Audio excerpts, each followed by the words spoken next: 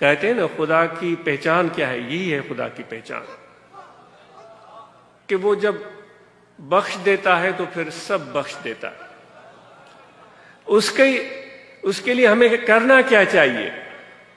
ہمیں کرنا یہ ہے کہ اس کے دروازے کو چھوڑنا نہیں ہے، اس پروردگار اللہ کے دروازے کو چھوڑنا نہیں ہے، اور اپنی حاضری لگاتے رہنا چاہیے، اور حاضری ہمہ وقت ہونی چاہیے۔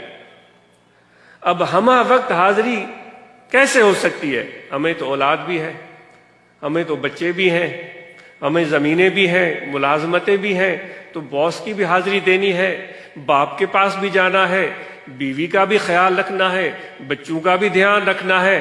تو ہم یہ سمجھتے ہوں گے شاید کہ جب مسجد میں آ کر بیٹھتے ہیں تو پھر ہم خدا کے دروازے پر ہوتے ہیں، شاید یہ سمجھتے ہوں۔ پر بٹائی صاحب رحمۃ اللہ علیہ نے فرمایا نا، چو ونی وڑکار ہت نہ گولی ہو تکھے، لکھو کین لطیف چے بارو چو بے پار۔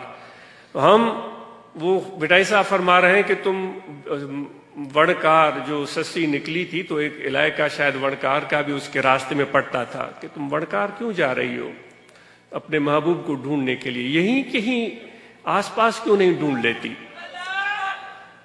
تو دوستو، ہمیں ادھر ادھر جا کر ڈھونڈنے کا شوق ہوتا ہے، بھئی اس کے پاس جائیں گے، اس کے پاس جائیں گے، وہ بھی بڑی بات سنا رہا ہے، وہ بڑی دعویٰ کر رہا ہے، وہ بڑی باتیں، کرامتیں، دعوائیں، جلوے، رنگ، روغن، لباس، ساری چیزیں دکھا رہا ہے، چلو اس کے پاس چل کر دیکھتے ہیں۔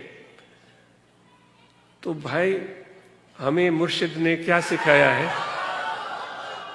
مرشد نے سکھایا ہے کہ کل بھی ذکر کرو،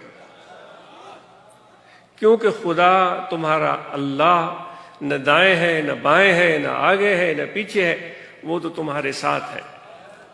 وَهُوَ مَعَكُمْ أَيْنَمَا كُنتُمْ، تم جہاں کہیں بھی ہو وہ تمہارے ساتھ ہے۔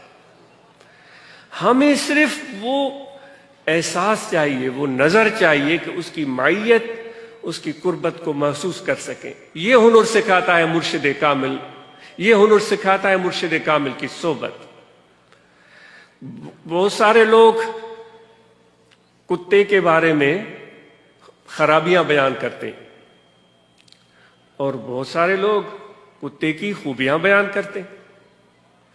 وہ عجیب سا مرکب ہے کتے کی ذات، اس کے اندر لوگ نجاست بھی ان کو نظر آتی ہے، اور لوگوں کو رحمت سے دوری بھی نظر آتی ہے، اور دوسری طرف دیکھیں تو کہتے ہیں بھئی وفاداری تو کوئی کتے سے سیکھے، شب بیداری تو کوئی کتے سے سیکھے،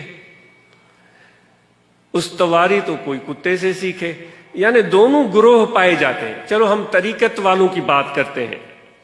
وہ سعدی کہتا ہے کہ ازاں بر ملائک شرف داش تند، کہ خود را بہز سگ نہ پنداش تند۔ وہ سعدی کہتا ہے کہ اس لیے فرشتوں سے بھی مرتبہ اور مقام میں آگے نکل گئے، کیونکہ وہ اپنے آپ کو کتے سے بھی اچھا نہیں سمجھتے تھے۔ یہ ہم طریقت والوں کی بات کر رہے ہیں، جو اور اولیاء اللہ کے ساتھ جنہوں نے صحبتیں کی۔